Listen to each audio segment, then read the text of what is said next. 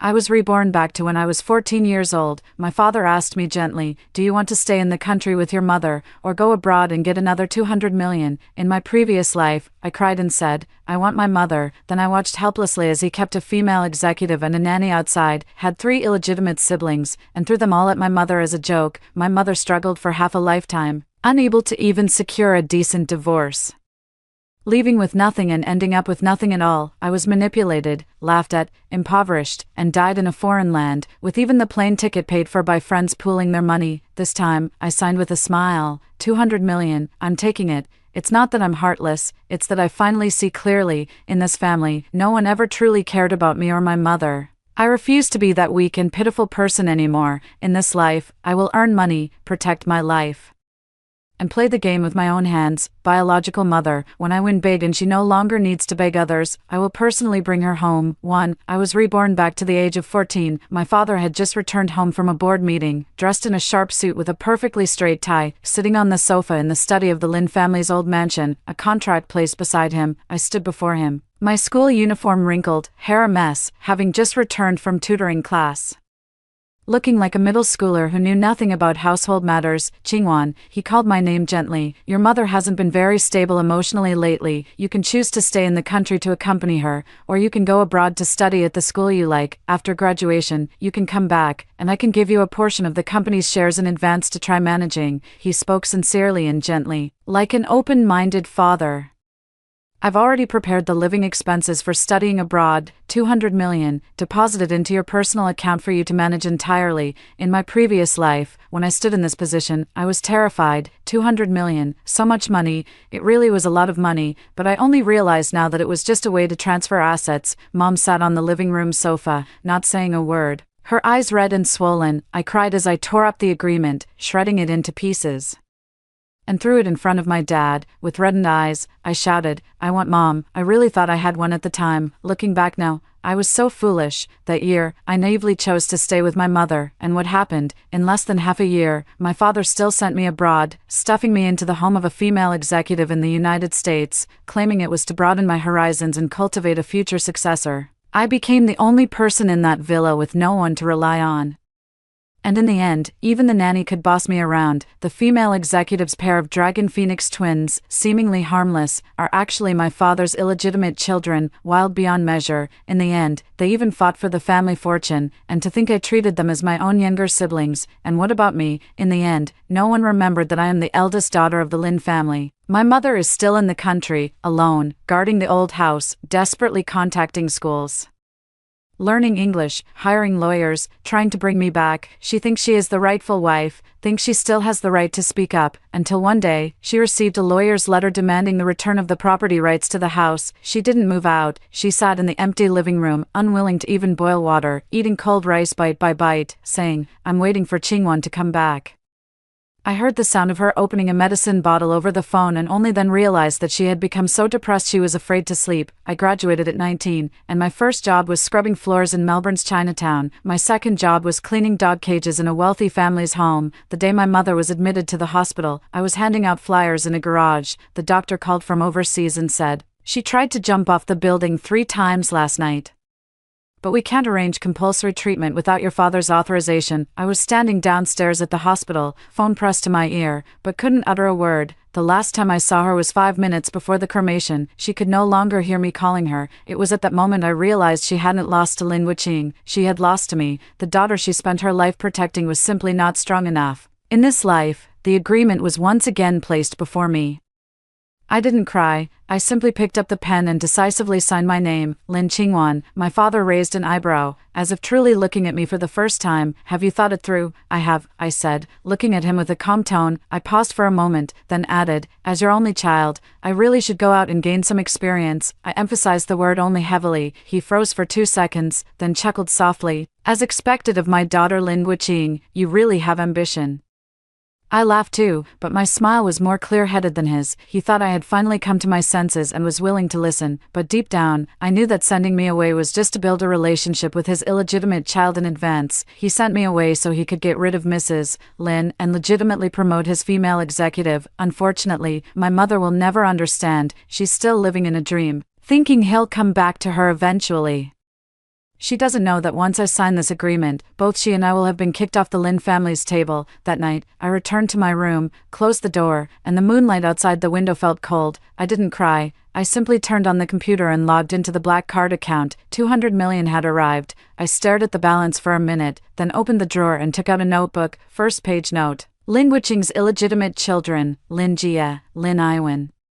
Place of birth, New York, offshore trust accounts under Lin Wuqing's name, to be investigated, flow of shares from Mother Mrs. Lin's dowry company, to be investigated, goal, within 4 years, reclaim everything that belongs to me and my mother. I opened a photo of my mother. Her smiling face from her youth is still vivid in my mind, wearing an old trench coat from 10 years ago, looking silly as she grinned. That trench coat was later given to the housekeeper.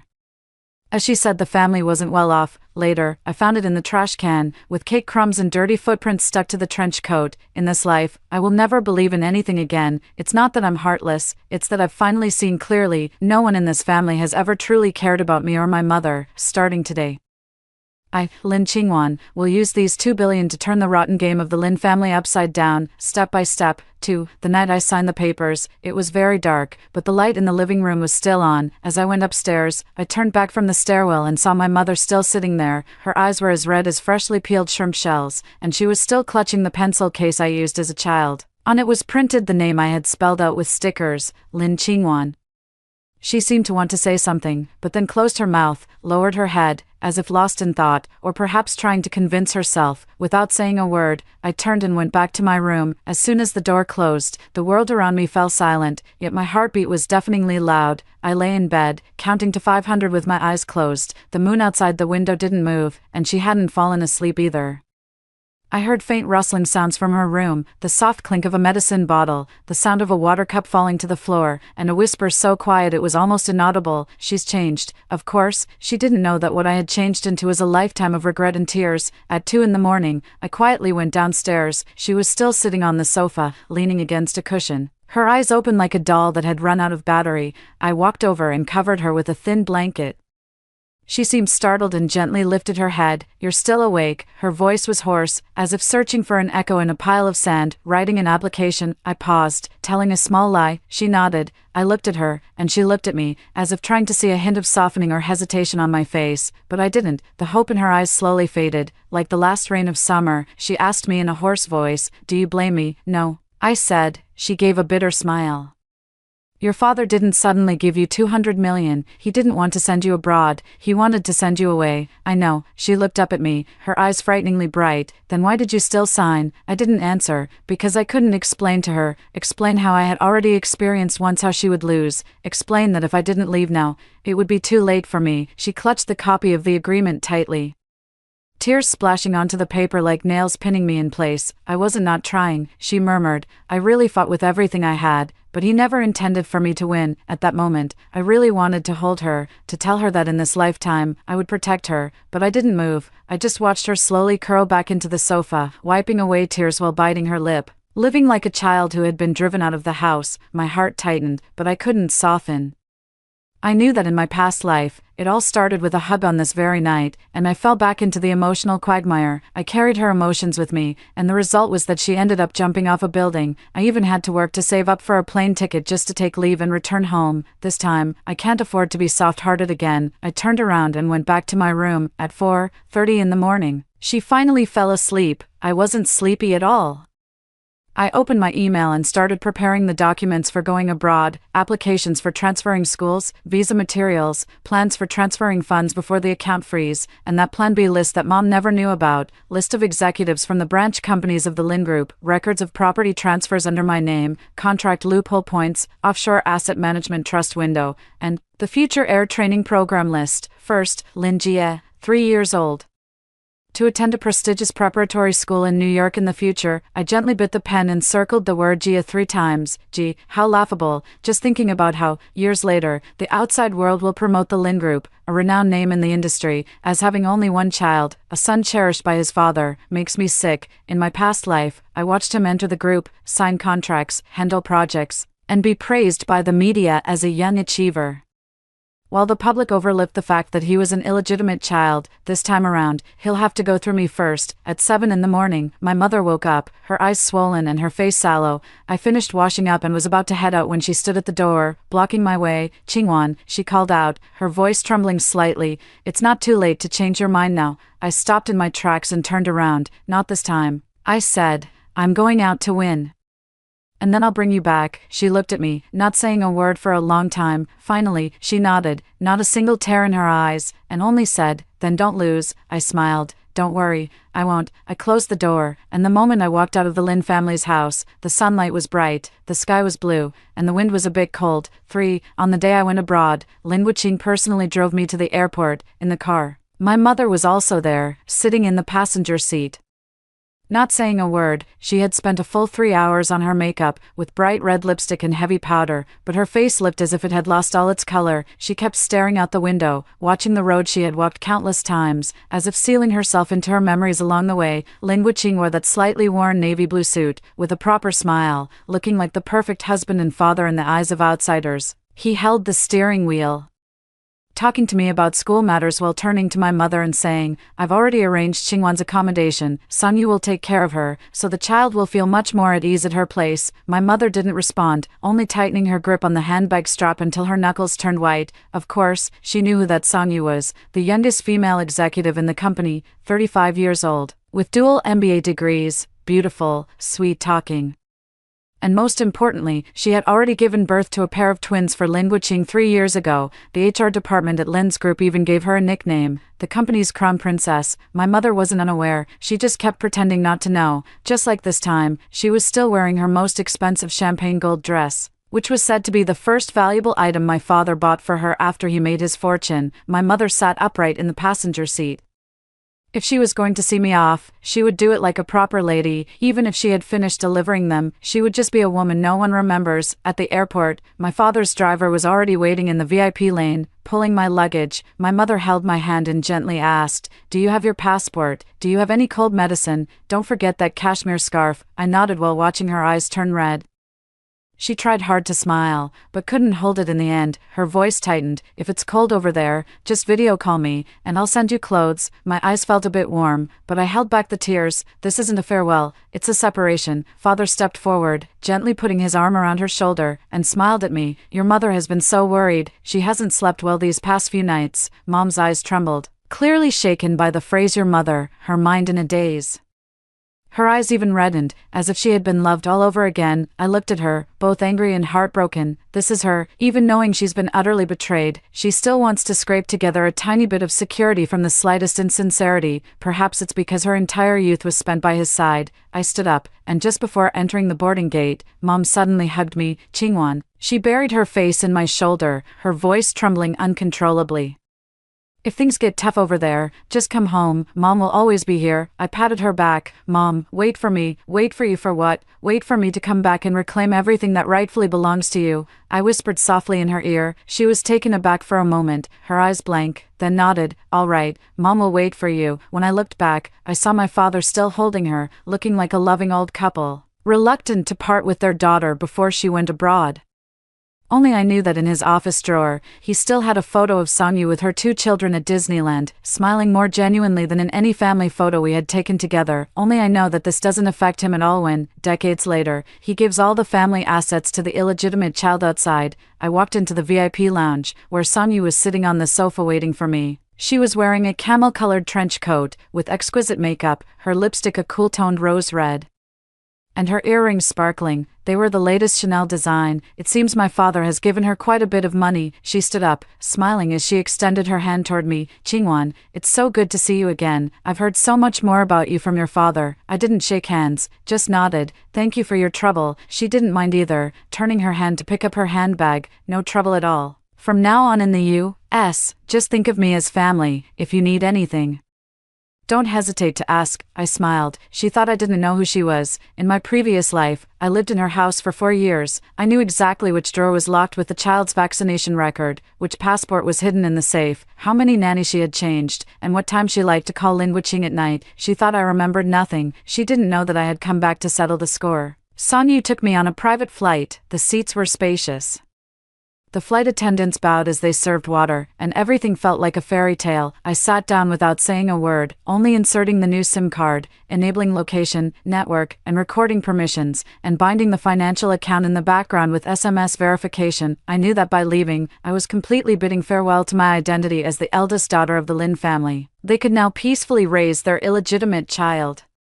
But they would soon realize that I was not a daughter sent away, I was a creditor returning, for, the day I landed, it was 5 a.m, the sky in Los Angeles was still dark, and outside the cabin, there was a quiet, pale blue. I followed Songyu off the plane, carrying my suitcase. She had a gentle smile, walked with a brisk pace, and seemed like the perfect caretaker. Qingwan, you didn't get much rest last night, did you? Let's go have breakfast first. Do you prefer Chinese or Western food? She asked with such familiarity, as if she truly saw me as her own daughter. I smiled faintly. Either is fine, thank you, Aunt Song. A flicker of surprise flashed in her eyes, as if she was pleasantly taken aback that I had called her Aunt Song. She didn't know that this aunt was something I had struggled for 3 years in my past life to learn to say, and it was also the first chip I would use in this life to collect interest. The car was her own, a black Porsche Cayenne. Clean and luxurious, the trunk was neatly organized, already stocked with a toiletry bag, a consultation checklist in the style of a school uniform, and a life guide manual. I got into the car, and as soon as the window closed, everything fell into silence. Songyu chatted the whole way, asking me what color room I liked, whether I wanted a tutor, and if I was interested in learning horseback riding, tennis, or golf. Her words sounded nice, every sentence seemed to be for my benefit. But unfortunately, I didn't believe a single word of it. She said that I would be like a daughter in her home, but her real child was sleeping in the children's room of her suburban villa, with a custom English name posted outside the door and thousands of dollars worth of picture books and toys piled inside. They are a pair of twins, born quietly by Songyu in the United States on Lin Wuqing's 42nd birthday. They are only 3 years old now, so they won't disturb me. Won't appear on social media, and won't be known by Mrs. Lin. Songyu is a smart person. She knows that Lin Wuqing's divorce is not yet finalized, and she also knows that Mrs. Lin still holds voting rights on the board, so she hides well, hiding the children, hiding her ambitions, and hiding her desire to have the entire Lin group eventually belong to her son. I am now just a pawn under her cover. She knows I have good grades, a soft personality, am easy to control, and obedient and sensible. Sending me abroad was just Lin Wuqing unable to resist her persistent nagging. Your dad says you have particularly high emotional intelligence, unlike some kids who only know how to study, she said, smiling as she looked me over. Let me be honest with you, he actually thinks very highly of you. I smiled and said, really? I had no idea. She paused for a moment, then continued softly, don't overthink it. Your father just isn't good at expressing himself. Men, you know. Their hearts are in their careers. Focus on your studies now, and once he's sorted things out, he'll give you everything you deserve. After all, you're his only daughter. I nodded. Thank you, Aunt Song. I'll listen to you more from now on. Her expression softened, as if she had completely let down her guard. Good child. I lowered my gaze, my nails digging into my palms. In my past life, I was just as obedient, living in her house for 4 years, as inconspicuous as a shadow. She would celebrate my birthday every year, inviting a few children of my father's friends over for dinner, among them her own daughter. The little girl looked like Lin Wuqing and could call me sister by the age of 3. Though she never truly acknowledged me as one, she just watched the adults laugh at my presence, as if I were an extra, and by then, my mother had already been admitted to a psychiatric ward, repeatedly murmuring my name. In this life, I will no longer be the obedient child, but on the surface, I will act more obedient than anyone else. Songyu's home is decorated like a model apartment, with even the tableware being limited edition. She arranged for me to stay in the guest room, where the window overlooks the swimming pool. On the floor-to-ceiling window, the words "Welcome, Qingwan" are pasted, resembling a meticulously planned grand gesture. After I finished showering, I saw that she had already prepared my enrollment materials for the next day and thoughtfully printed out the school introduction and course schedule. Get some rest early to adjust to the time difference. Tomorrow, I'll drive you to school. On the first day, it's always good to have someone with you, she said softly. I nodded. Thank you, Aunt Song. She smiled contentedly. At 11 o'clock in the evening, the light in her room went out. I sat at the desk in the guest room, opened the small laptop I had brought with me, and began to synchronize the memories from my past life with the current situation. I stared at the screen for a long time, until the moon rose outside the window and the night grew as deep as water. In this life, I am not here to live under someone else's roof. I am here to overturn their control over everything. 5. Sonyu knocked on the door promptly at 6:30 the next morning. I'm already awake. Chingwan, time to get up. Breakfast is downstairs. Her voice was gentle, as if coaxing a small animal. I sat up in bed and opened the door casually. Good morning, Aunt Song. She paused for a moment, perhaps not expecting me to adapt so quickly. You're so good, she said with a smile. Go downstairs for breakfast, and I'll take you to school in a bit. On the dining table, there was milk, sandwiches, cereal, and a finely sliced fruit salad. As I sat down, a small shadow darted out from the other end of the living room. Mommy, I want a hug. The little girl threw herself into Songyu's arms, her words so sweet they could cure a person. I looked over and saw her wearing pink pajamas printed with Daisy Duck, her hair soft, her eyes timid, and a bit of milk still at the corner of her mouth. It was then that I noticed her eyebrows and eyes bore a slight resemblance to my father's. She looked up and saw me, immediately falling silent. Her eyes roamed over me as she whispered, Who is she? Sonyu stroked her hair. She's your sister. Sister. The little girl tilted her head and looked at me again. Why don't you look like me? I lowered my head and smiled gently. Because my parents are different from yours. She bit the straw, nodding as if she understood. But only I noticed the hint of discomfort in Songyu's eyes. At that moment, the little boy also came down the stairs, holding a very cute rabbit plush toy. He didn't speak, just stood on the steps watching me, his eyes as wary as a cat's. I smiled at him. Good morning, Jia. He ignored me, only raising the rabbit a little higher, as if declaring his sovereignty. Sonyu looked slightly embarrassed. They're a bit shy around strangers. Please don't mind. It's okay. Take your time, I said with a smile. They're still young. I scooped a spoonful of cereal, lowered my head to take a sip, and hid the turmoil in my eyes. Sonyu didn't even try to hide it, perhaps genuinely thinking I was foolish. Both children took Lin Wuqing's surname, and she even claimed their father was working abroad. That's how I had my breakfast in my past life, watching one of them call me mommy while the other ignored me. For years, I went from being a sister to the Lin family's runaway daughter, then to a guest, and finally not even a guest. My school registration was inexplicably cancelled, and I had to go through their approval process just to apply to return to the country. Not in this lifetime. In this lifetime, I will make them hand over the future to me with their own hands. Before Sonyu sent me to school, she didn't forget to pull the two children and say, Come, say goodbye to your sister. Goodbye, big sister. The little girl waved her hand crisply. While the little boy didn't speak, only grunted sullenly, I turned to look at them, smiling and nodding. Goodbye, good children. This good children was said for them to hear, and also for Sonyu to hear. I know she is very smart and also very sensitive. She notices every look I give, every word I say, even the way I walk, so I have to act even more harmless than she does. When she saw me off at the school gate, she carried my bag for me and started nagging again. Lunch will be provided at school. Remember to stay hydrated. The climate in Los Angeles is dry, and call me anytime if you need anything. Looking at her gentle eyes and her perfectly appropriate smile, I thought to myself that she is truly a natural-born actress. I pretended to listen very seriously. I'll remember that, Aunt Song. Thank you. She nodded with satisfaction. Just before I walked through the school gate, her final words were almost whispered into my ear. Chingwan, you need to understand that abroad, no one can hold an umbrella for you. You have to rely on yourself. I paused for a moment, then smiled slightly. Yes, I understand. I walked through the school gate with my backpack on, the sun so bright I could barely keep my eyes open. Ahead lay new classmates, new teachers, a new schedule, and the fresh start I was determined to weave with care. But I wasn't afraid, because I wasn't here to take shelter from the rain. I was here to lay mines. When school let out at noon, instead of heading home, I went to a nearby library to meet a former schoolmate I'd contacted earlier, an international student majoring in accounting who had worked on the Lin family's North American accounts. You're saying there's fraudulent accounting in the acquisition of Lin's America? I asked quietly. He nodded, his eyes darting away. I don't want to get too involved. I was just asked to modify 2 invoices. It was indeed a money laundering channel.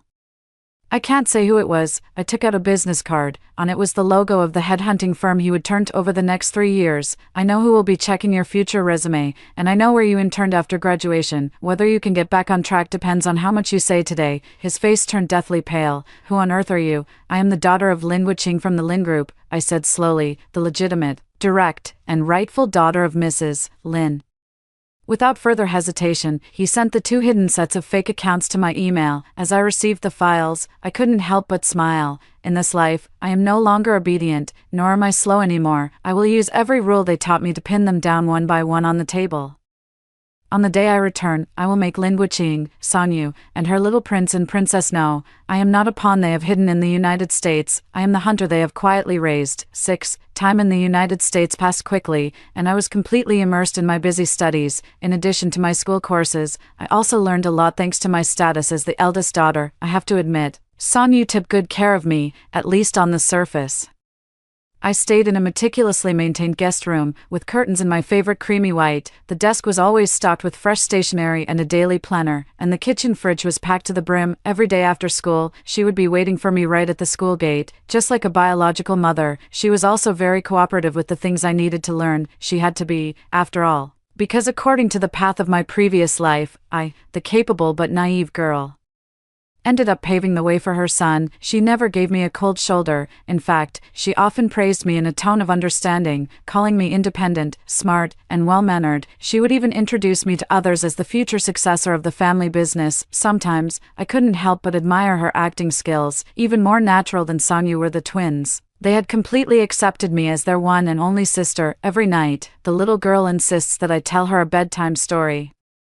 The little boy always wants me to arrange his toys before bed and loves it when I carry him to wash his hands. They depend on me like vines clinging to a tree, cautious yet giving their all, but I know it's not out of love, it's because they are still young. They don't know who I am, nor do they realize that we are not a family of 3. I don't know, but as they slowly grow up, Sanyu will personally pull me down from this position as an older sister, step by step, until I'm trampled into the dust. But for now, I'm in no hurry. The more they love me now, the more it will hurt them in the future. I accompany them in drawing, playing the piano, reading English picture books, and playing role-playing games. In their eyes, I am the best, gentlest, and most considerate older sister. They call me Qingwan sister, and in kindergarten, they even argue with other kids, saying, "My sister is the most beautiful, and she will protect me." I always smile and pat their heads, saying, "Of course, sister will protect you for a lifetime." I wasn't lying. I will protect them until they learn how their mother protected mine. At night, I was curled up on the sofa doing my homework, and a business interview program happened to be playing on the TV. A familiar logo flashed by, and the host said in a warm tone, "Today, we have invited Mr. Lin Wuqing, chairman of the Lin Group. Welcome." The camera zoomed in. My father was still wearing that well-tailored suit, with a gentle smile, sitting properly in front of the camera. I stared at that face for a few seconds. It was so familiar that it reminded me of when I was a child watching the big windmill in the living room, and he patted my head, saying, "Qingwan, you should aim for Tsinghua University in the future." The host smiled and asked, "Mr. Lin, I heard that you have a happy family and a daughter, Miss Lin Qingwan, who is currently studying in the United States." Father nodded, his smile unchanged. "Yes, I only have one child," the host joked. "Oh my, with so many businesses and such a large family estate, Miss Lin will have quite a lot of pressure taking it all on by herself." My father paused slightly, his smile faltering for a moment. "Well, yes, but I believe she can do it." I sat up straight, staring at the familiar face on the screen, a slight smile curling at the corners of my mouth.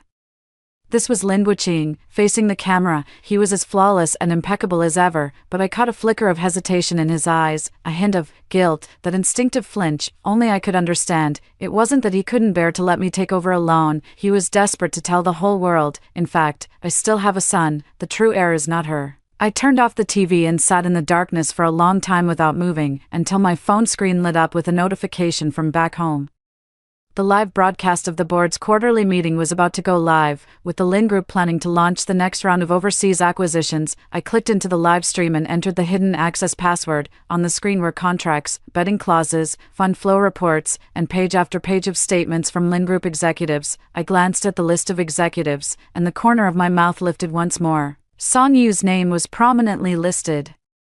Her title had been upgraded to Global Strategy Execution Consultant, making her a core member of the Overseas Mergers and Acquisitions team. Everything is just as it was in the previous life. She climbed the ladder step by step, placating me, pretending to be a benefactor, doing it all flawlessly, and on my end, I also followed the routine and pressed the sync button, saving all the meeting records to my private cloud drive, including the internal employee performance evaluation form she submitted last time, signed by her own hand, suggesting that the voting rights for my mother's former nominal shareholding in the group be included as a historical issue to be addressed. I smiled. She is acting. I am acting too. It's just that our scripts are different. She thinks I am a horse, and that once the reins are on, she can lead me away. But I was just waiting for her to run faster and faster.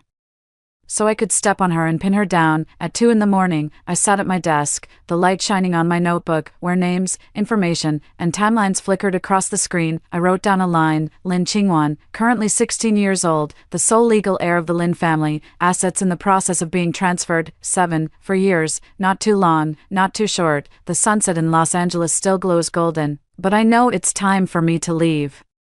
On the day of my university graduation ceremony, I didn't invite my father, I only invited my mother. She wore a navy blue velvet gown, and her complexion looked much better than it had 4 years ago. The fine lines at the corners of her eyes had faded, and the furrow between her brows was gone. Standing at the edge of the crowd, she watched me take off my graduation cap, smiling while secretly wiping away tears. I walked over, and she took my hand, her voice trembling slightly. Qingwan, look at you, you've lost weight again. I smiled and squeezed her hand back. Mom, I'm fine. I've already started getting involved with company affairs, and I'll be even busier after I return. Madam, don't worry, the eldest young lady is truly remarkable. I've admired her self-discipline all these years. The one driving us was Songyu, who sat in the passenger seat with a proper smile on her face. Her tone was light and cheerful, like a harmless assistant. Mother also nodded. You've worked hard all these years. Don't say that. Qingwan is like a daughter to me. As I spoke these words, I noticed a flicker of emotion in my mother's eyes, and I instinctively tightened my grip. I knew she understood everything. She was just waiting for a return that would never come, but I didn't give her a chance to speak, because I knew that as soon as I started reminiscing, she would be trapped by the past again. The night before returning home, the 2 children quietly knocked on my door. Sister, it was Lin Iwan, small and delicate, with soft, flat hair, wearing pink rabbit pajamas, her eyes rimmed red. Behind her was Lin Jia, wearing a blue Superman t-shirt, holding his favorite Transformer. How did you get here? I feigned a bit of surprise and led them inside. You're going back to China, after all. The little girl rushed over and hugged me, her voice sticky and sweet. You promised you'd watch me grow up. You're lying. Lin Jia pouted, putting on a little adult air. Dad didn't say you were going back. I'm going for work. It's not like I won't come back. I patted their heads. Then can you video call, say good night to us every day? Iwan opened her grape-like big eyes, tears pattering down. I gently hugged her. Of course, I miss you both every day. They really are still so young, innocent, clingy, adorable. It even made me almost forget for a moment that they were Songyu's backup plan. The next day, when seeing me off at the airport, Songyu gave me a big hug in the parking lot. Qingwan, once your father has his work arrangements sorted out, you should really start thinking about joining the group. After all, you are his only daughter.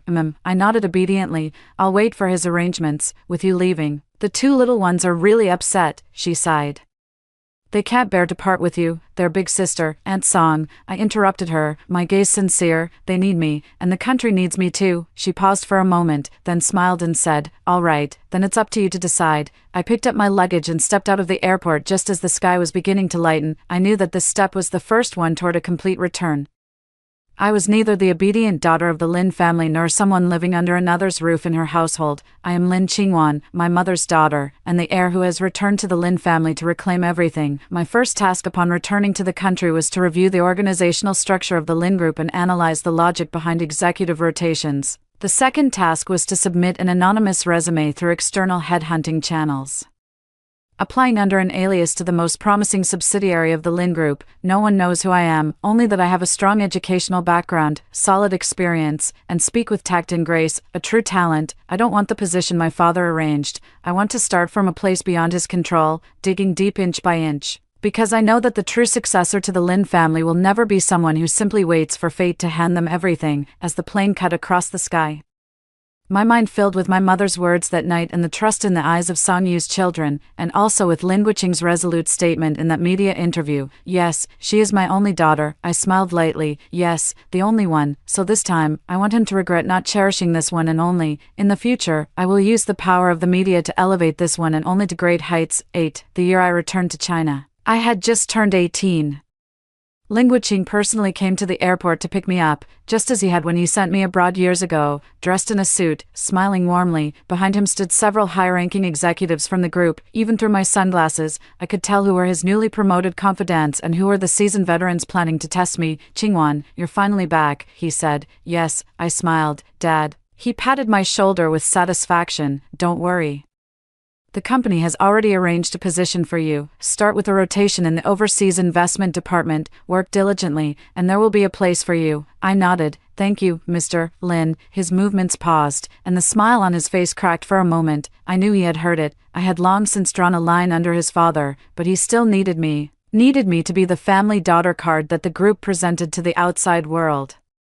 Needed me to placate those nostalgic shareholders on the board, and so I came back. In the first year, I did odd jobs in the investment department, running the market, writing reports, working late into the night, without putting on any airs. Everyone thought I was humble, capable, and well-mannered, and some genuinely started to like me. The second year, I was transferred to the president's office. Becoming a project coordinator, I followed Lin Wuqing to various events, took notes during meetings, and conducted reviews afterward, quietly familiarizing myself with the entire group's power structure. He began to trust me. In the third year, my mother finally moved out of the Lin family completely and settled into a newly purchased single-family villa. She became quiet, clean, and thorough, as if she had finally let go of everything. But only I knew that every time she saw photos of Lin Wuqing and Song Yu appearing together in the news, she would purse her lips, her fingertips trembling. I'm fine, she said. Don't worry about me. I nodded. I don't feel sorry. I remember it. That winter, Song Yu returned to China with a pair of twins, saying the children needed to receive Chinese language education. The children were already 11 years old and enrolled in the city's top international elementary school. I prepared a big gift package in advance and went to their home to see them. Sister, the two children threw themselves into my arms, their eyes and brows exactly like Lin Wuqing's. Are you being good? Do you miss your sister? I smiled and crouched down, handing them the carefully selected toys. We miss you, sister. You smell so nice. I told the teacher I want to be a big sister like you when I grow up. Song Yu laughed beside me. See how much they adore you. I also smiled. They're all clever children. I reached out to stroke their hair, and the light in my eyes froze inch by inch. They are still young and don't yet understand the weight they carry, but I do. That day, I went home and called my mother. Mom, I'm going to change your bodyguard. The winds have been too strong lately. Are you afraid something will happen to me, or are you afraid of what I might do? My mother asked softly. Neither. I paused. I'm afraid you'll steal my spotlight. There was a moment of silence on the other end of the line, followed by a light chuckle. Qingwan, you've grown up. In the 6 years since I returned to China, I have progressed from job rotations to executive assistant, then to deputy project manager, and finally to board secretary, seizing every breakthrough opportunity step by step. Before the chairman's term change, I became the youngest member of the core secretarial team, involved in all document circulation and high-level meetings. I knew Lin Wuqing was on guard, but he was too busy expanding the group to a market value of hundreds of billions, busy paving the way for Song Yu and her son, so busy that he forgot when I had already infiltrated right under his nose. I didn't show any reaction, but everyone within the various factions of the group knew that Lin Wuqing had only one child. At the same time, major media outlets both domestically and internationally spoke highly of Mr. Lin, the head of the Lin Group, praising him as a generation of private entrepreneurs who was frugal and had only one daughter. Given this reputation, even if he wanted to publicly acknowledge his biological son, he dared not show his face, and all of this was a trap I had set for him. 9. On my 28th birthday, Lin Wuqing unexpectedly fell ill. Retribution came faster than I had imagined. A sudden angina attack struck just 10 minutes before the intense debate at the board meeting, and he was directly carried into the ICU. The media said he was overworked, but the board began reshuffling the moment he entered the operating room. When I rushed to the hospital with the document box, Song Yu was already waiting at the ward door, looking utterly exhausted. Your father trusted you the most, she said with reddened eyes. No one on the board can hold the situation now. The group must not fall into chaos. I smiled and handed over the document box. Aunt Song, I've brought a plan to stabilize the group.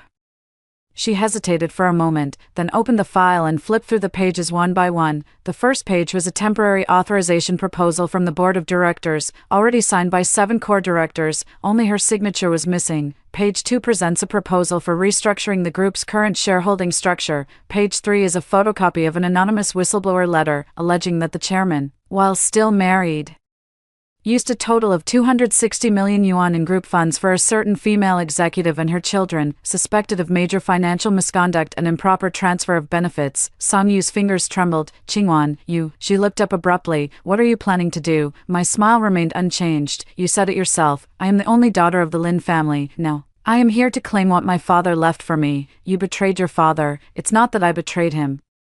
He sold me out long ago. My voice was not loud, but it was as sharp as a blade. I merely took hold of the knife handle he handed to me. Sonyu stood up, her face pale. You won't succeed. Your father will stop you when he wakes up. He has already signed the will memorandum. I pulled a document from my bag, handwritten, including arrangements for the upbringing of your child, and the transition authorization for the chairman's position. She leapt as if struck by lightning. How did you get this? Because I was the one who discussed it with him before his surgery. You're lying, Aunt Song. I smiled softly. You forgot. I've been by his side for 10 years, while you only accompanied him overseas for 3. Sonyu froze completely. She finally realized that she thought I was waiting for the group to acknowledge me, waiting for Lin Wuqing to give in, but in fact, I was waiting for her child to grow old enough to understand the moment of her mother's collapse.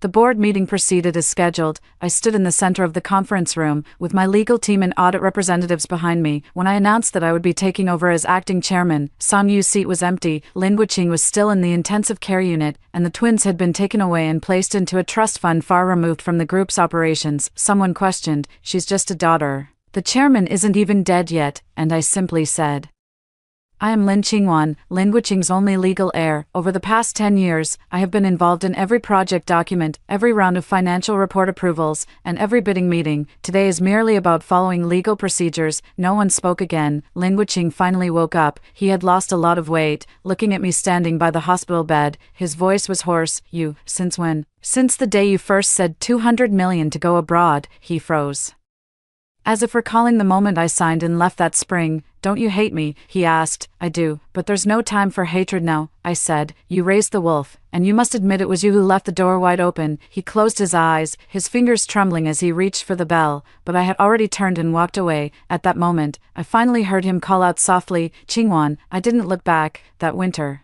when the group released its New Year's greetings, the official homepage of the Lin Group updated the chairman's portrait for the first time, a calm, young woman with clear yet sharp eyes. Her name is Lin Qingwan. In 10 years, she transformed from a pitiful girl sent abroad into the true helm of the Lin Group. She didn't win back her father's love, but she preserved her mother's dignity and won the entire world for herself. I stood before the floor-to-ceiling window on the top floor of the group's building, receiving a transoceanic video call from the United States. On the screen were the 12-year-old twins, a boy and a girl. Sister, Mom has been crying a lot these past few days. She says you don't want us anymore. I was slightly taken aback, then softly replied, don't worry, I'll always be here for you. After hearing the first story above, what are your thoughts? Feel free to share your opinions in the comments section. Next, there is another similar story. Let's continue to see. My stepmother, who was pregnant, accidentally fell down the stairs but claimed I pushed her. My father refused to listen to my explanation and slapped me hard across the face. At that moment, scrolling text appeared before my eyes. After Mom passed away, this fake dad isn't even pretending anymore. Since I'm not his biological child, he definitely doesn't genuinely care. Sigh. Her biological father was quite pitiful too. He didn't know he had a child and, not long after her mother died, he also committed suicide. My sobbing suddenly stopped. My dad isn't actually my biological father. 1. After being slapped by my dad, I was originally wailing at the top of my lungs. I stopped crying after seeing these suddenly appearing words. I'm already in the first grade of elementary school. I can roughly understand the meaning of the text.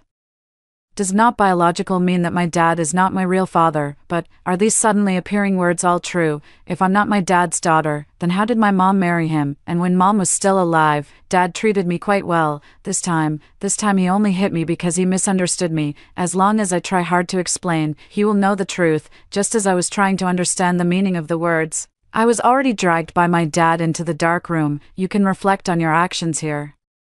The pitch-black room seemed to hide countless demonic claws. I clung tightly to his clothes, pleading with him, Dad, I didn't push the new mom. Don't lock me in. I'm scared. He pushed me away impatiently and slammed the door shut with force. I screamed at the top of my lungs while desperately pounding on the door. The pitch-black room was terrifying. Plus, there are words that somehow appear and roll around in front of me. It's even scarier. Woo-woo, damn. It's 2025 and there are still people locking kids in dark rooms. Look how scared our baby is. But when Shushu cries, she looks like a snow bunny. I just want to take a bite. I'm about to lose it. Not only do these words know my nickname, but they also want to eat me. Dad, open the door. Woo-woo. But no matter how much I wailed, no one answered me. The text was still scrolling back and forth before my eyes. So pitiful. The fake dad went with the stepmom to give birth. And our baby is going to be locked up for 3 days. By the time her fake dad remembers, she'll have already fainted from hunger. It was only when his stepmother reminded him, fearing a life might be lost, that he remembered. I stopped banging on the door and stood there in a daze. It can't be, he is my father. When my mother was still around, he would smile at me, lift me high when he was in a good mood, let me sit on his shoulders, and take me to the amusement park with my mother. It's just that, anyway, he won't forget me. I'm no longer afraid of the words in front of me. As if in a contest, I crouched in the corner without saying a word. I silently counted numbers in my heart. My mom taught me before that counting can make time pass faster. By the time I count to 10,000, my stomach growled uncontrollably. I continued counting. When I count to the next 10,000, I fell asleep. When I woke up, I was still in the pitch-black room. I was both thirsty and hungry. My head was also dizzy. I fell asleep again. When I woke up again, the hunger was even stronger. I desperately crawled to the door. Daddy, please come quickly. Daddy, where are you? Shushu is so hungry. No matter how much I cried out, there was still no response. Woo, poor little Shushu. No wonder she ends up hating her female lead sister so much in the future. I'm a bullet comment. I agree with the female supporting character going dark. I'm the female supporting character's mom. I agree with her going to find her biological dad. 2 stars kept popping up before my eyes. Mom, I really miss Mom. If only she hadn't died. If he hadn't died, Dad wouldn't treat me like this. I finally couldn't hold on any longer and fainted from hunger. Those rolling words didn't deceive me. I really fainted from hunger. When I woke up, I was in the hospital. I was quite disappointed not to see my father. I still couldn't quite give up hope. Dad must have gone to take care of my stepmother. He'll be here soon. I waited obediently until it was almost dark before Dad finally came. When I saw Dad, I was so excited that I jumped off the bed and tried to throw myself into his arms, but he pushed me away. I was very sad after he pushed me away, but his expression made me even sadder. He was so cold, as if I weren't his own daughter. Remembering the slap he gave me, I didn't dare get any closer to him, but instead took a few steps back with lingering fear. He finally spoke. Yushu, do you know you were wrong? What kind of person is this? After starving a child until they faint, the first thing they say is something like this: I'm really about to have a stroke from high blood pressure. This is just the beginning. Later, he even sent Shushu to a closed-off school where people have been beaten to death before. I'm her real father, and I approve of the female supporting character hitting him. My heart trembled slightly. Didn't I just ask you a question? Seeing that I remained silent, my father frowned and raised his voice. I held onto his hand with my last shred of hope. Dad, I really didn't push my new mom. Please believe me. He let out a deep sigh, shook off my hand, and looked at me with eyes full of disappointment. I never thought you could be such a child, lying through your teeth and showing no remorse. Have you ever considered the consequences of pushing your mother down? You're carrying my own daughter. He covered his forehead, waited for his emotions to settle, then calmly said, Shushu, you've really let me down. I'll send you to a boarding school later. My eyes were filled with tears. He really wants to send me to that kind of place. My father really doesn't love me anymore. 3. My tears didn't soften his heart. He dragged me, pulling me into my stepmother's hospital room. My stepmother was holding my little sister and playing with her. When she saw me come in, a flicker of guilt flashed in her eyes. Honey, I'm sorry you had to go through that. My father patted my stepmother's hand reassuringly. She smiled and pretended to be gentle as she greeted me. It's okay, Shushu is only 7 years old. Maybe she really didn't mean it. Shushu, come and see your little sister. I was fooled by her gentle appearance before. She's a bad woman. Look, our female lead is born, and she looks so ugly. Suggest you go back to the drawing board. Don't be so harsh on the female lead. She hasn't done anything wrong. Then what did we, the supporting female characters, do wrong? While the supporting female character was enduring all that in the closed-off school, she was basking in her parents' love. I stared blankly at the text, seeing that I ignored her. Dad suddenly pushed me. Can't you hear Mom talking to you? All kinds of grievances pushed my rebelliousness to its peak. She's not my mom. It was the first time I ever talked back to him. Well done, baby. Supporting character baby's darkening value increased by 1. The barrage of comments kept praising my reaction. Dad was about to lose his temper, but my stepmother shook her head and then handed my sister over to me. Shushu, hold your sister.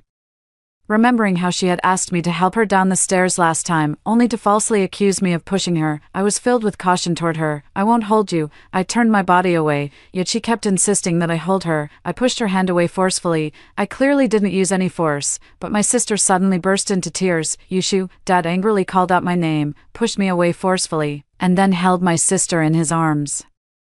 Looking at the loving gaze he directed at my sister, I suddenly remembered something I had overlooked before. He always gets impatient with me when Mom isn't around. He pushes me away when I try to play with him. He stares at me coldly. He calls me stupid. His kindness towards me was always in the presence of my mother. Perhaps he really isn't my biological father. The strange text appeared again at this moment. Oh no, the baby's real father is cutting his wrist at home again. Ah, what a pity.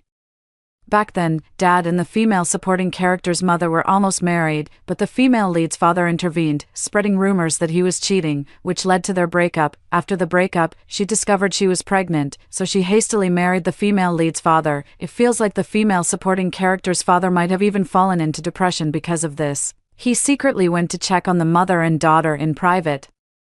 If he knew their daughter was later abused like that, he probably regretted taking his own life. He didn't die this time. He was rescued and happens to be in this very hospital. Looking at the words before me, my little heart was pounding wildly. An idea suddenly popped into my head. I need to go find my biological father. Let's get to it. While my fake dad and stepmom weren't paying attention, I slipped out of the hospital room. Once outside the room, I was at a loss.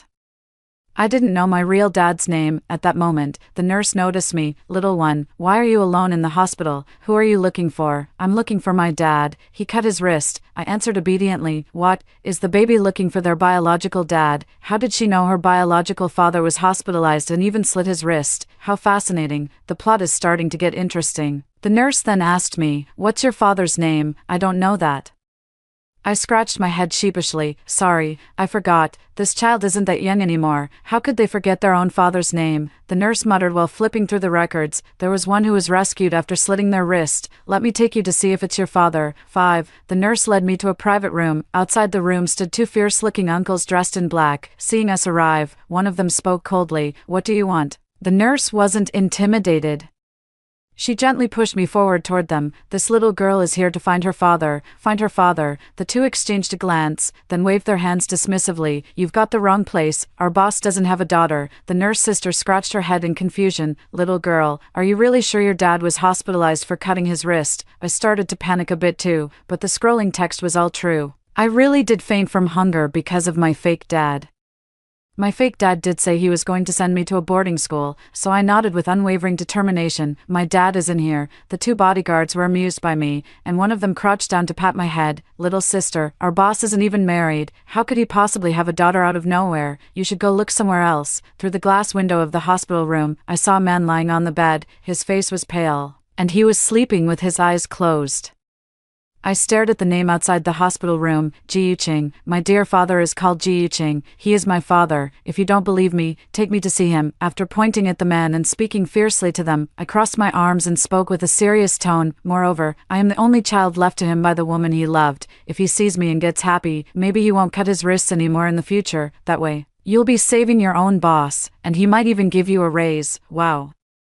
Baby, you're so articulate. No wonder she's one of the rare supporting female characters more popular than the female lead. Baby, let Auntie give you a kiss. The bodyguard was really persuaded by me. He hesitated for a moment, and one of them walked into the hospital room. I'm so amazing. What is it? A weak male voice came through. I peeked my head in from outside the door. The bodyguard continued, Mr. G. There's a girl outside the door insisting she's your daughter.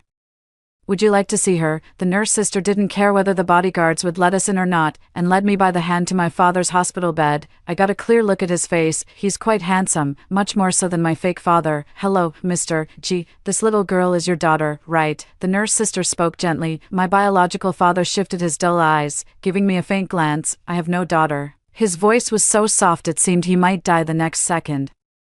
The nurse sister grew even more puzzled. Really not, but there's only been this one case of wrist cutting in the past 2 days. Seeing the nurse sister about to take me away, I hurriedly grabbed his arm. Dad, I am your daughter. My mother is Suyuan, and I am Yushu. 6. Hearing my words, my biological father's dull eyes suddenly widened. Words scrolled before my eyes once again. My biological father's eyes are about to pop out. Ha ha ha. Who told the baby this news? I wish them prosperity. Of course, it was all of you, wishing you all prosperity. My dear father struggled to sit up, holding my little hand and looking me over from head to toe. You're Yushu, Yuan's daughter. I nodded like a chicken pecking at rice. You've grown so big. The last time I saw you, you were just 3 years old, being held in your mother's arms. He looked at me, as if trying to see another person through me. After a long while, he couldn't help but shed tears. You don't look much like your mother. It suddenly occurred to me that many people used to say when I was little that I didn't look like either my mother or my father. Back then, my fake father's gaze was always strange. Wait a moment, what did you just say? You said I'm your biological father. He suddenly remembered this, wiped away his tears, and cautiously asked. I quickly nodded. Yes, you are my biological father. To make him believe, I continued. It was my mother who told me before she passed away, nurse and bodyguard. Shocking news. So the good person is the baby's biological mother, but why didn't the baby go to find her biological father in the original plot? Who cares, just go find him now. Because I saw you. It took my biological father a long time to recover from the shock. How is this possible? He examined my face carefully, then looked up and asked the nurse and the bodyguard, do we look alike? They quickly gathered around us. The nurse covered her mouth. Yes, the eyes, nose, and mouth are exactly the same as yours, aren't they? My father gently stroked my eyebrows and eyes with his fingers, then his lips trembled. How is this possible? How could it be? He cried. Tears falling like little pearls, one after another. Nurse, Mr. G, you can do a paternity test. It just so happens that our hospital collaborates with an institution that can handle it. The biological father agreed almost without a second thought. He made a phone call and summoned an assistant to take care of the matter. The assistant removed my hair with the follicles. Mr. G, would you like expedited or standard service? Expedited, of course.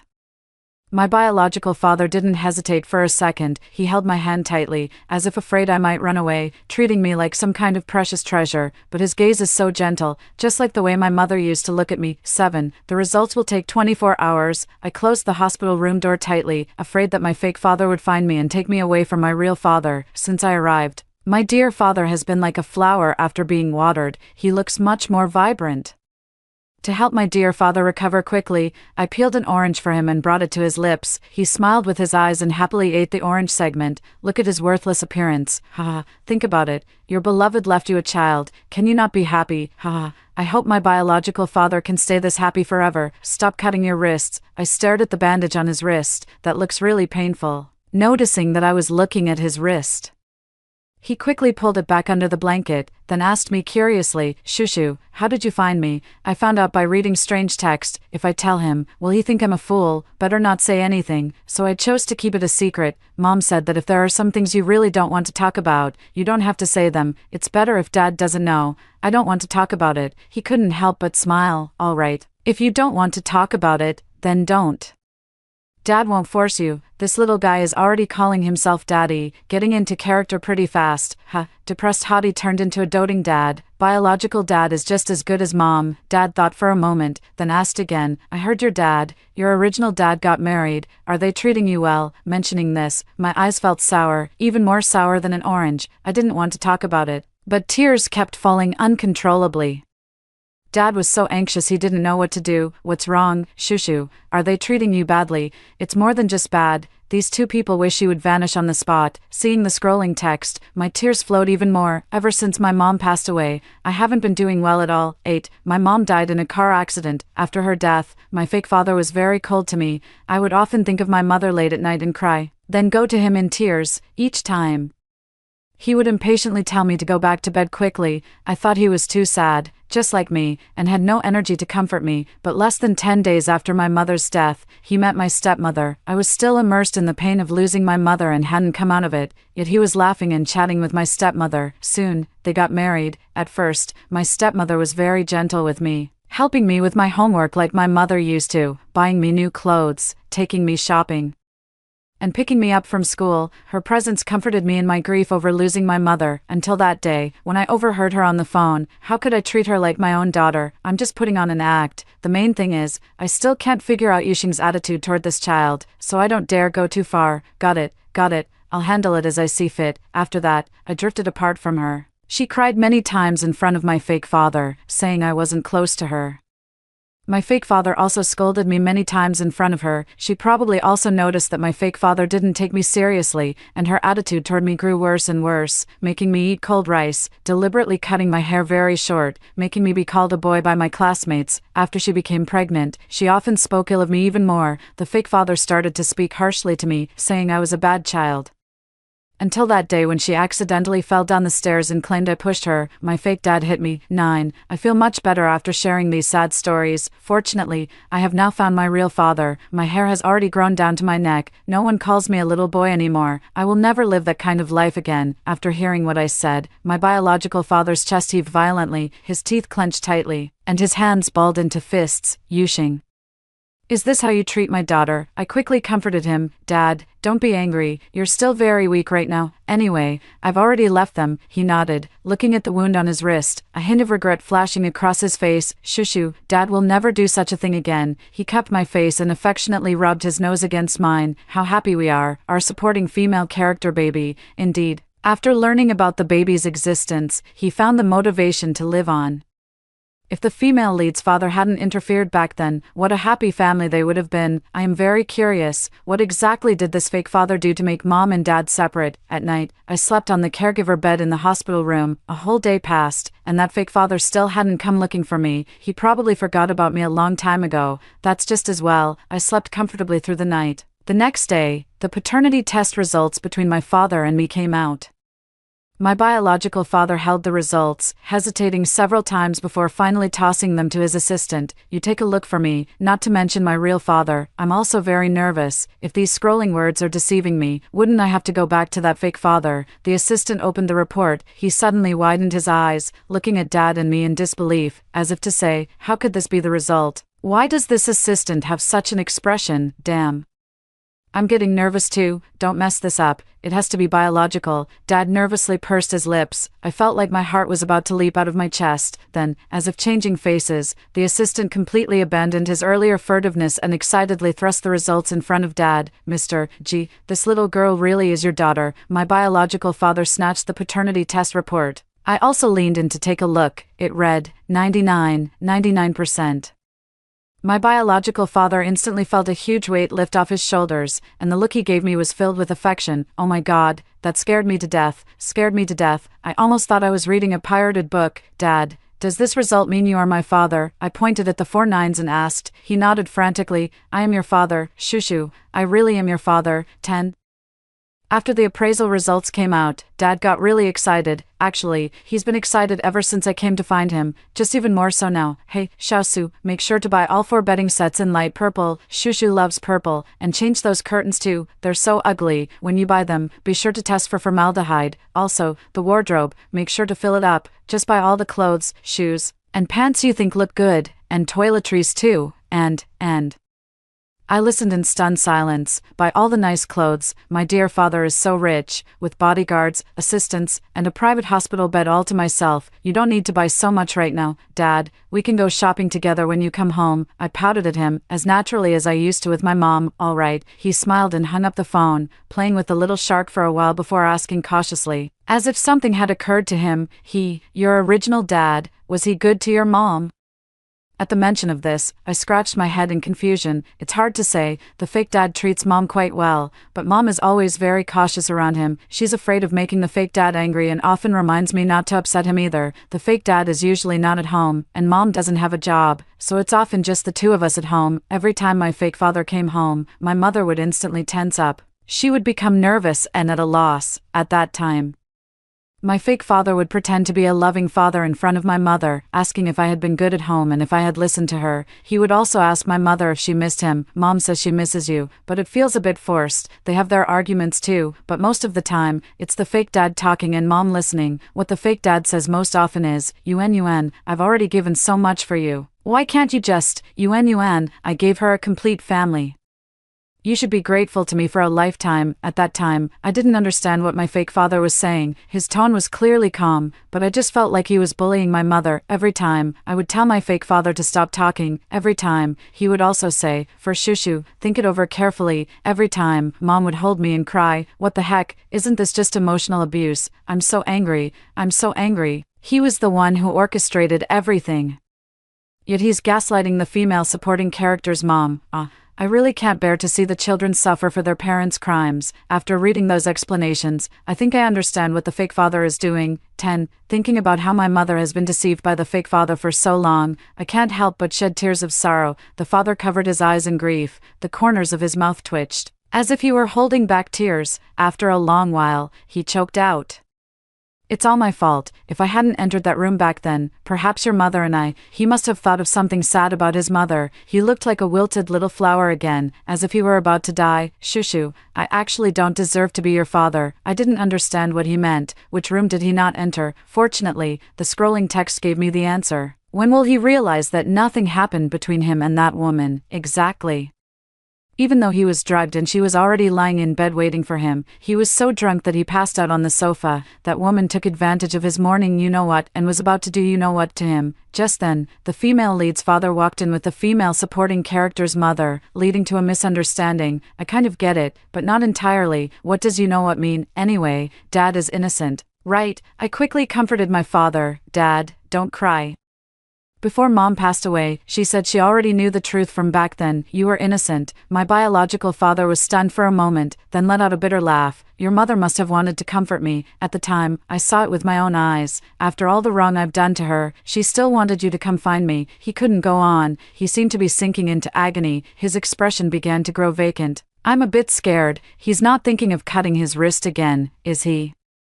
No way. This guy's sense of responsibility is way too strong. No wonder he ended up with depression. I need to tell Dad the truth right away. Dad, actually, what happened back then was fake, Dad. Before I could finish my sentence, a frantic knocking at the door interrupted me. 11, open the door. I'm telling you to open the door. I heard a sound and looked toward the door. The familiar face of my fake dad made my hair stand on end. He found me.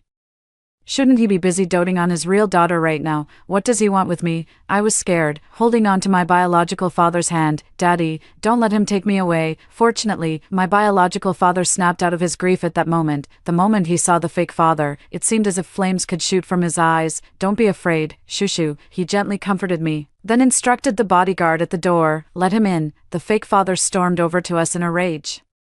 Just as he reached up to grab me, the bodyguard who followed closely behind stopped him. He pointed at my real father, gritting his teeth. Ji-Yuqing, why is my daughter with you? My real father clenched his fist. He stared darkly at the fake father for a few seconds, sneered, and threw the paternity test report in front of him. Take a good look at whose daughter this really is. The fake father's anger turned into shock. He slowly picked up the form, stared quietly at the 4 9s. And then tore it up right in front of all of us. What does it matter? She's called me Dad since she was little. She grew up by my side. Her last name is Yu, not Ji. She is my daughter. Is he out of his mind? When he let his stepmother bully her, why didn't he say she was his daughter? I think he just doesn't want Ji-Yuqing to get his way. He's always been jealous of Ji-Yuqing, jealous of his good grades, his family background, his career, and jealous that he can be with the person he admires. I'm about to be furious too, so wicked. I couldn't help but shout at him, I am not your daughter. I am not your daughter, you big villain. The fake father not only didn't get angry, but instead revealed a meaningful smile. Yushu, are you sure you want to recognize him as your father? Do you know what he did back then? He betrayed your mother. Your mother was pregnant with you at the time, crying so pitifully. It was only because I felt sorry for her that I was willing to take in a child with no blood relation as my own. I've raised you all these years. Are you really going to abandon me for someone like him? 12. His words seemed to strike a heavy blow to the biological father. He was trembling. The fake father had found the biological father's weakness and continued relentlessly. If you had any conscience, Ji-Yuqing, you shouldn't have acknowledged this daughter. The scandal you caused back then was all over the news. Do you want Shushu to spend her whole life with her head bowed in shame because of you? If I were you, I would have jumped off a building long ago. My biological father was drenched in sweat, gasping for breath. He looked up at me, his eyes filled with sorrow and pain. I'm sorry, Shushu. I don't deserve to be your father. I don't deserve to be your father. He's not worthy either, I shouted, my heart more anxious than a monkey's. Dad, I tightly grasped his hand. Mom has already told me about what happened back then. It was him. I pointed at the fake father. He was the one who drugged your drink. He was the one who secretly hid that wicked woman in your room. He was the one who ordered that wicked woman to do such things to you. And he was the one who brought Mom in at that moment. The air instantly fell silent. The fake father never expected me to know the truth, his shocked pupils trembling. What nonsense are you spouting? Come back with me right now. He tried to come over and grab me again, but the bodyguard brother blocked him firmly, not letting him get even a hair closer. Bodyguard's inner thoughts. Thank you, miss, for raising our pay. We'll protect you with our lives. Haha. This fake dad is about to die of anger. Let me get a little conspiratorial. Could the death of the female lead's mother also be related to him? Dad finally snapped out of his shock. He yanked out the 4-needle, walked over to the fake dad, and kicked him hard. With the bodyguards present, the fake dad didn't dare fight back. Yuxing, tell me clearly what happened back then, or else, he smiled, seeming to be in a state of madness. I remember. Your biological daughter was just born, right? He gave a meaningful glance to the bodyguard brother. The bodyguard brother understood his meaning and immediately walked toward the door. Ji Yuqing, what are you trying to do? The fake dad was clearly panicking. He tried to stop that bodyguard brother but was held back by another bodyguard brother. Dad looked at him with a half smile. Of course, it's to let you experience the pain of losing a daughter too. My eyes sparkle with admiration. Dad looks so cool like this. Absolutely awesome. Ji Yuqing, finally stepping up. I was so anxious. The Ji family has a vast fortune in business. Dealing with them is a matter of minutes. The fake father struggled repeatedly, and as he watched the bodyguard walk out the door, his legs went weak. He immediately said, "Don't touch my daughter. I'll tell you everything. Back then, it was all my scheme. I was the one who drugged your drink at the banquet. And I was the one who swapped your room key. Letting that woman wait for you in your room ahead of time, it was all my fault." Dad was so angry he nearly lost his balance. Countless days and nights, he had been tormented by this matter, feeling as if life was worse than death. Countless days and nights, he had been repenting for this matter, but it was all too late. He took a deep breath and said to the fake father, word by word, "Yuxing, I will never let you have a good life. Your daughter." The fake father widened his eyes, desperately begging him, completely different from his usual arrogant demeanor. "Ji Yuqing, don't touch my daughter. She's innocent. She's innocent." Dad let out a roar, the veins on his neck bulging. "Is she innocent? But my daughter isn't. From the moment she was born, I wasn't by her side, letting her mistake a thief for her father and call you dad for 7 years, making her live in your shadow since childhood. Is she not innocent too? And Yuan? The woman I cherished and truly loved in my heart, because of your lies, she humbled herself before you, endured humiliation, and left this world far too early, and me, my once happy family was torn apart by you. If my daughter hadn't come to find me, I might have." He couldn't go on, trembling uncontrollably. I walked up to him and hugged him tightly. "Dad, I'll always be with you." He held me tightly, very, very tightly. 13. Dad sued the fake dad in court. He also made public what he had done.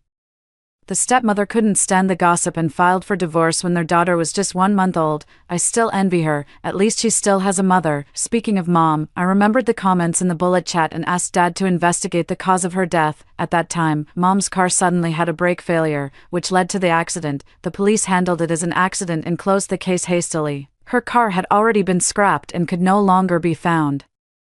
The dashcam footage is also missing. There are no surveillance cameras in the parking area. Fortunately, Dad found the owner of another car that was parked next to Mom's car at the time, and she provided a backup of the dashcam footage. The night before Mom's accident, the car owner drove back and happened to capture the fake dad sneaking into Mom's car. Dad used this point to have the police reopen the investigation. The fake dad initially only said he went to the car to get something. Later, under repeated questioning, he couldn't take it anymore and finally confessed, "I wanted her to have a second child, but she kept refusing, so I lost my mind and, then why don't you divorce her?" Dad roared, "If I divorce her, wouldn't that just give you the opportunity you're looking for? Ji Yuqing, I'll never let you have your way in this lifetime." The fake dad sneered, "It's so hateful, so hateful. Death penalty, death penalty." Human malice always exceeds imagination. After leaving the police station, Dad took me to Mom's tombstone. Yuan, I will raise our daughter well. When she becomes capable of standing on her own, when she no longer needs me, I will come to find you." Dad caressed the photo on the tombstone and wept bitterly. Dad really is such a crybaby. "But Dad, I will always, always need you." I also touched the photo of my mother. "Mom, I will take good care of Dad too, making sure he doesn't always think about cutting his wrists. I will listen to Dad and grow up well." Dad finally stopped crying and showed a gentle smile, gently pulling me into his arms. A butterfly appeared out of nowhere, fluttering around me and Dad. Finally, it landed on Dad's shoulder. Dad carefully cupped it in his hands and softly asked, "Is that you, Yuan?" The butterfly fluttered its wings. Dad burst into tears once again. The butterfly fluttered up and landed on my head, as if kissing my hair. "Mom, I love you," I said happily.